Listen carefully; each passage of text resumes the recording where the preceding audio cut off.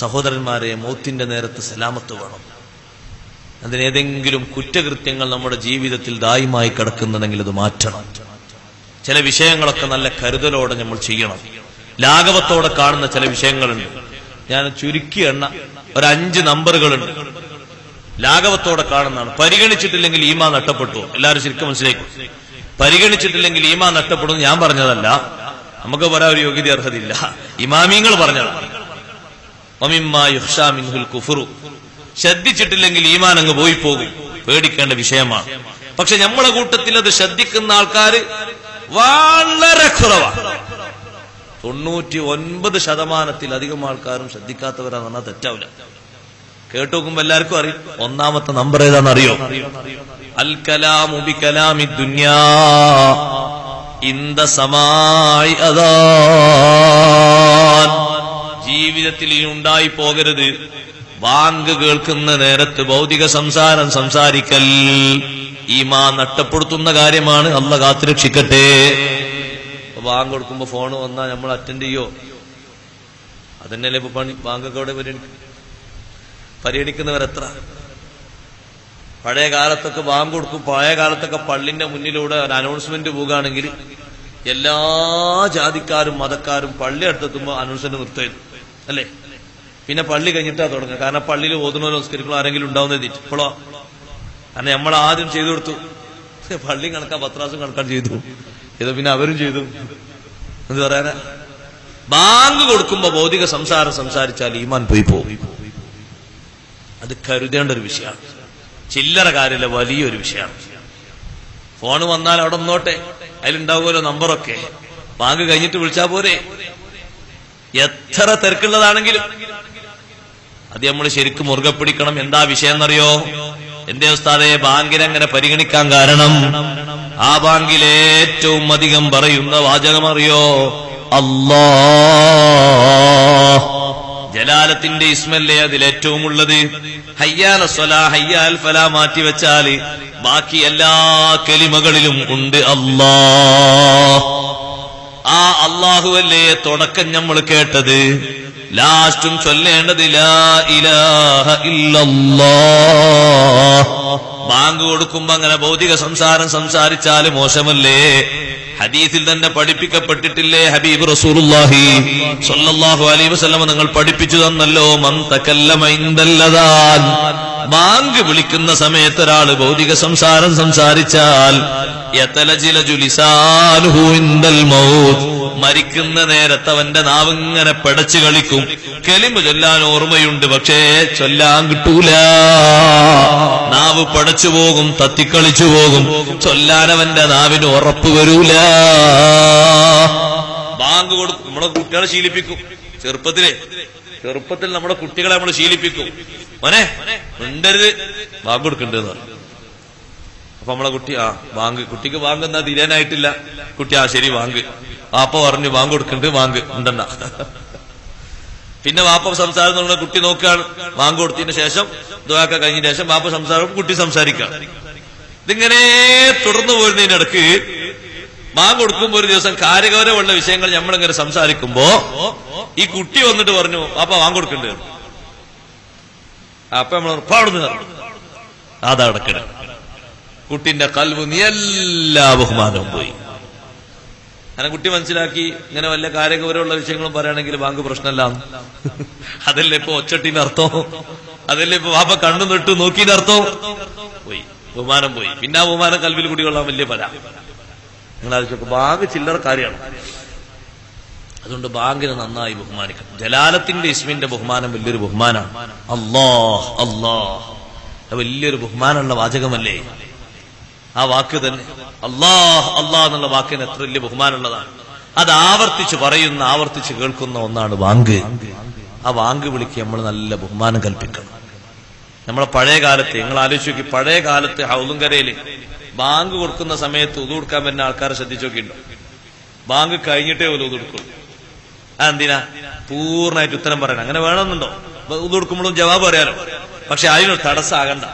Bank കഴിഞ്ഞോട്ട്, എന്നിട്ട് റാഹത്തില് അല്ലാഹുമ്മ റബ്ബ ഹാദി ദഅവത്തിയൊക്കെ ചൊല്ലിയിട്ട് കണ്ട് ഉദു കൊടുക്കാന്ന് കേട്ടു. അങ്ങനെയാണ് അവർ ഉദു കൊടുക്കാൻ പോകുന്നത്. അപ്പൊ ഒരു ജവാബ് മുടങ്ങരുത് എന്നാണ് അവരെ മനസ്സിലുള്ള ധാരണ.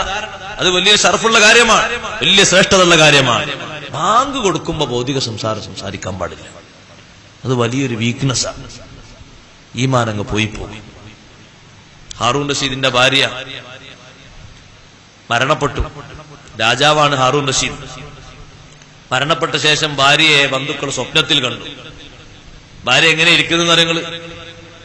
നല്ല പച്ചപ്പട്ടി വിരിച്ചിട്ട്, പച്ചപ്പട്ടാണ് മിൻ ഖുദുരിൻ സുന്ദുസിൻ വ ഇസ്തബ്റഖ്, പച്ചപ്പട്ടാണ് സ്വർഗത്തിലെ വസ്ത്രം.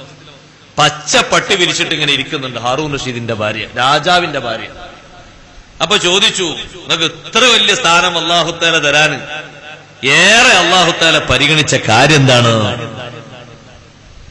അപ്പൊ ഹാറൂൺ റഷീദിന്റെ ഭാര്യ പറയുന്നത്, എന്റെ വീട്ടിൽ ഒരു ദിവസം രാത്രി വൈകുന്നേര സമയത്ത് മഗ്രിബിന് ശേഷം സാധാരണ എന്റെ മുന്നിൽ പാട്ടുപാടി സുഖിപ്പിക്കുന്ന പാട്ടുകാര് വന്നു. ദഫ് മുട്ടാനുള്ള ദഫുകളൊക്കെ അവർ ഒരുക്കി വെച്ചു. മുട്ടാൻ വേണ്ടി ഇങ്ങനെ ഒരുങ്ങുമ്പോ, പാടാൻ വേണ്ടി ഒരുങ്ങുമ്പോ ഒരു ഭാഗത്തുനിന്ന് വാങ്കുവിളി വന്നു. വാങ്കുവിളി വന്നപ്പോ ഞാൻ അവരോട് പറഞ്ഞു, നിങ്ങൾ മുട്ടരുത്, നിങ്ങൾ പാടരുത്. അള്ളാഹുവിലേക്ക് വിളിക്കുന്ന വിളിയാളം വാങ്കുവിളി വരുന്നുണ്ട്. നിങ്ങളത് കഴിയുന്നത് വരെ ഒന്നും സംസാരിക്കരുത്. ഇത് അള്ളാഹു പരിഗണിച്ചു. ഈമാനിന്റെ ഏറ്റവും പ്രധാനപ്പെട്ട ഘടകം എന്താ? അത് ബഹുമാനമാണ്. ഏറ്റവും പ്രധാനപ്പെട്ട ഘടകം ബഹുമാനം. ഖുർആൻ തന്നെ പറഞ്ഞ അങ്ങനല്ലേ,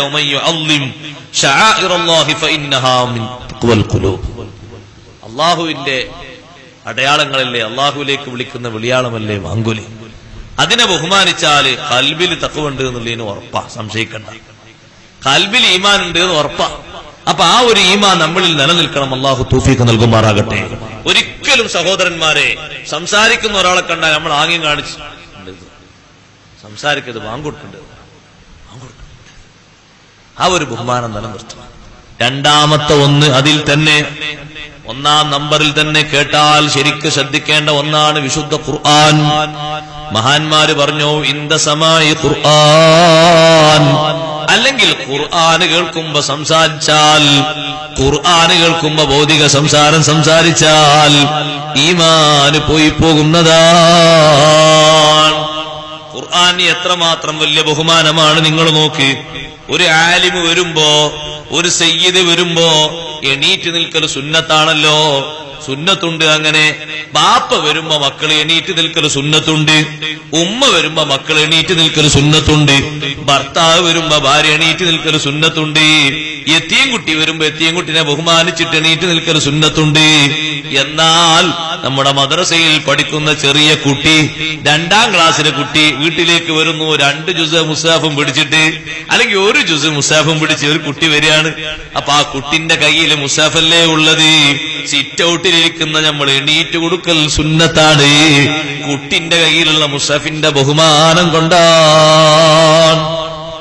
കുട്ടിനോടുള്ള ബഹുമാനം വരാൻ കാരണം കയ്യിൽ മുസാഫുണ്ട്. മുസാഫ് കാണുമ്പോ എണീറ്റ് നിൽക്കൽ സുന്നത്തല്ലേ. ഒരാള് മുസാഫും പിടിച്ചിങ്ങനെ വരികയാണ്. അതാ ഒരാള് വീട്ടിൽ നിന്ന് മുസാഫുമായിട്ട് വരികയാണ് പള്ളിയിലേക്ക്. നമ്മള് പള്ളിയിൽ ഒരു ഭാഗത്ത് ഇങ്ങനെ ഇരിക്കുന്നുണ്ട്. അയാളങ്ങ് വന്നപ്പോ നമ്മൾ സ്വാഭാവികമായും എണീറ്റ് പോകണം. കാരണം ഖുർആൻ കണ്ടിട്ടാണ് എണീറ്റ് നിൽക്കുന്നത്. അത് സുന്നത്താണ്, വലിയൊരു ആദരവാണ്. ഖുർആൻ കേൾക്കുമ്പോ സംസാരിക്കാൻ പാടില്ല. ഖുർആൻ ഓതുന്നതിനിടയിൽ സംസാരം പാടില്ല. അല്ലാഹു തആലാന്റെ കലാം ആര് ഓതി എന്നുള്ളതല്ല വിഷയം. അതുകൊണ്ടല്ലേ അല്ലാഹു പറഞ്ഞു തന്നെ, വൈദാ ഖുരിഅൽ ഖുർആനു ഫസ്തമിഊ ലഹു വൻസിതു ലഅല്ലകും തുർഹമൂൻ. ഖുർആൻ ആര് ഓതി എന്നുള്ളത് പ്രശ്നമല്ല. ടേപ്പ് റെക്കോർഡ് ഓതിയാലും ശരി, മൊബൈൽ ഓതിയാലും ശരി, കമ്പ്യൂട്ടർ ഓതിയാലും ശരി, തത്ത തന്നെ ഖുർആൻ ഓതിയാലും ശരി. വൈദാ ഖുരിഅൽ ഖുർആനു എന്നാ പറഞ്ഞത്, ഖറആനല്ല. ഖുർആൻ ഓതപ്പെട്ടാൽ ആര് ഓതി എന്നുള്ളത് വിഷയമല്ല. ഖുർആൻ ഓതപ്പെട്ടാൽ എവിടെ ഓതി എന്നുള്ളതും വിഷയമല്ല. ഫസ്തമിഊ ലഹു വൻസിതു, അത് കേട്ടാ ചെയ്യേണ്ടത് സാഗൂതം ശ്രവിക്കണം, ഒന്നും മിണ്ടാൻ പറ്റൂല. ഖുർആനോത്ത് തീർന്നിട്ടല്ലാതെ പിന്നൊന്നും സംസാരിക്കാൻ പാടില്ല. അതൊരു വലിയ ബഹുമാനമാണ്. അതുകൊണ്ടല്ലേ നിങ്ങൾ ആലോചിച്ചു നോക്കൂ, ഹബീബ് റസൂലുള്ളാഹി സ്വല്ലല്ലാഹു അലൈഹി വസല്ലം നിങ്ങൾ ഖുർആന്റെ വഹി ഇങ്ങനെ ഓതുമ്പോ അത് കേൾക്കുന്ന പുതിയ പുതിയ ആൾക്കാരൊക്കെ ഓടി വന്നിട്ട് കൈപിടിച്ചിട്ട് വിശ്വസിക്കാം. അപ്പൊ എന്ത് ചെയ്തെന്നറിയോ? അവിടെയുള്ള സത്യനിഷേധികളായ ആൾക്കാർക്ക് തോന്നി ഈ ഖുർആൻ കേട്ടിട്ടാണല്ലോ ഇപ്പൊ ഇവരൊക്കെ ഇങ്ങനെ പോണത്. അപ്പൊ അവര് പറഞ്ഞു ലാ തസ്മഉ ലി ഹാദൽ ഖുർആൻ, ഖുർആൻ കേൾക്കരുത് കേട്ടോ.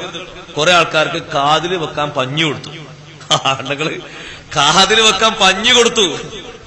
മക്കയിലേക്ക് വന്നപ്പോ കാതിൽ വെക്കാൻ പഞ്ഞ് അത്ര തേച്ചാണ് കൊടുക്കല്ല, കേൾക്കാതിരിക്കാൻ. ആ പഞ്ഞ് കിട്ടിയ ഒരു മഹാനാണ് ബഹുമാനപ്പെട്ട തുഫൈൽ ബിൻ അംർ റളിയല്ലാഹു അൻഹു. മക്കത്തിന്റെ ബൗണ്ടറി കത്തി മുമ്പിൽ പഞ്ഞൻ കൊടുത്തു, കാതിലാണ് വെച്ചു കൊടുത്തു, 2 കാതിൽ. എന്തിന്? ഖുർആൻ കേൾക്കരുത്, കേട്ടാൽ കൂടിപ്പോകും. കുറച്ചു കാലൊക്കെ ഈ പഞ്ഞിങ്ങനെ വെച്ചിട്ട് പിന്നെ ഒരു പഞ്ഞാണ് എടുത്തിട്ട് പോലെ നിങ്ങൾ ഖുർആൻ ഒന്ന് കേട്ടപ്പോ വിശ്വാസം ചെയ്തു. കണ്ടോ? അപ്പൊ അവരെ തീരുമാനാണ് ലാ തസ്മഉ ലി ഹാദൽ ഖുർആൻ, ഈ ഖുർആൻ നിങ്ങൾ കേൾക്കരുത്. അഥവാ കേട്ടാ വൽഗൗ ഫീഹി, അപശബ്ദങ്ങൾ ഉണ്ടാക്കണം, നിങ്ങൾ അപശബ്ദങ്ങൾ ഉണ്ടാക്കണം. ഇതാര പണിയാണ്? വഖാലല്ലദീന കഫറൂ, സത്യനിഷേധികളെ പണിയാണ്. ഖുർആൻ കേൾക്കരുത്, കേട്ടാൽ നിങ്ങൾ അപശബ്ദം ഉണ്ടാക്കണം. ഞങ്ങളെ കൽബക്ക് അത് കേറൂലല്ലോ, അത് കേട്ടിട്ട് ആരും കുടുങ്ങൂലല്ലോ. അതുകൊണ്ട് ഖുർആൻ ഓതുന്നിടത്ത് വാള് വെക്കാൻ പാടില്ല, ഖുർആൻ ഓതുന്നിടത്ത് ബുർദ വെക്കാൻ പാടില്ല, ഖുർആൻ ഓതുന്നിടത്ത് സംസാരിച്ചിരിക്കാൻ പാടില്ല. അങ്ങനത്തെവർ വേറൊരു സ്ഥലത്തേക്ക് നീങ്ങണം. ഖുർആനോത്ത് അവിടെ സ്വസ്ഥമായി നടക്കണം. കുട്ടികൾക്കിടയിൽ വെച്ച് അവർ ഖുർആനോതാണ്, അതിനിടയിൽ വെച്ച് നമ്മൾ ശബ്ദിച്ചുകൊണ്ട് ഇടങ്ങേറാക്കാൻ പാടില്ല. ഖുർആൻ ഇങ്ങനെ ഓതുമ്പോ അത് ശ്രദ്ധിച്ചിങ്ങനെ കേട്ടിരുന്നാൽ അതുകൊണ്ട് വലിയ സ്ഥാനങ്ങൾ കിട്ടുന്നുണ്ട്, നമ്മുടെ കൽബ് നന്നാകുന്നുണ്ട്. അതുകൊണ്ടല്ലേ ഖുർആൻ ഓതാൻ പറ്റാത്ത ആളുകളും ഖുർആൻ കേൾക്കണമെന്ന് ഇമാം നബി റളിയല്ലാഹു അൻഹു പറഞ്ഞു. പ്രസവിച്ച് കിടക്കുന്ന സ്ത്രീ എത്ര ദിവസമാണ് ഖുർആൻ ഓതാതെ കിടക്കുന്നത്? നബി ഇമാം തങ്ങൾ പറഞ്ഞു ഖുർആനുമായി ഒരു ദിവസത്തെ ബന്ധം പോലും ഒരു മുഅ്മിന് മുറിക്കാൻ പറ്റൂല. അപ്പൊ നബി ഇമാം തങ്ങൾ അവിടെ സംശയം ഉന്നയിച്ചു. ജനാബത്തുകാരനും ഹൈലുകാരിയായ പെണ്ണും നിഫാസുകാരിയായ പെണ്ണും എന്ത് ചെയ്യണം? തങ്ങൾ പറഞ്ഞു, നബി ഇമാം തങ്ങൾ പറഞ്ഞു അവര് ഖുർആനിലേക്ക് നോക്കണം. നോക്കാൻ കഴിയുമെങ്കിൽ മറിച്ചു വെച്ച ഖുർആൻ ഉണ്ടാകുമല്ലോ, അതിലേക്ക് നോക്കണം. കേൾക്കാൻ കഴിയുമല്ലോ, ടേപ്പ് റിക്കാർഡിലൂടെ ഖുർആനിന്റെ ഓത്തിങ്ങനെ കേട്ടുകൊണ്ടിരിക്കണം. അങ്ങനെ അവര് നാവ് കൊണ്ട് ഓതാൻ പാടില്ല, ഖൽബ് കൊണ്ട് ഓതട്ടെ. മിൻ ഗൈരി തലഫുളിൻ ബിലിസാനിഹി, നാവ് കൊണ്ട് മൊഴിയണ്ട. എന്നാലും ഖുർആനിനോടുള്ള ആത്മബന്ധം പോകരുത്, അത് കുറയാൻ പാടില്ല. ആ ഖുർആനിനോട് ബഹുമാനക്കേടാണ് അത് കേൾക്കുമ്പോ സംസാരിക്കൽ. അതൊരു വിഷയമാണ്. നിങ്ങൾ ആലോചിച്ചു നോക്കും, നമ്മൾ ഒരു കയ്യിൽ കട്ടൻ ചായ കുടിച്ചിട്ട് അങ്ങനെ വെക്കും, ആ കട്ടൻ ചായ അവിടെ വെക്കും.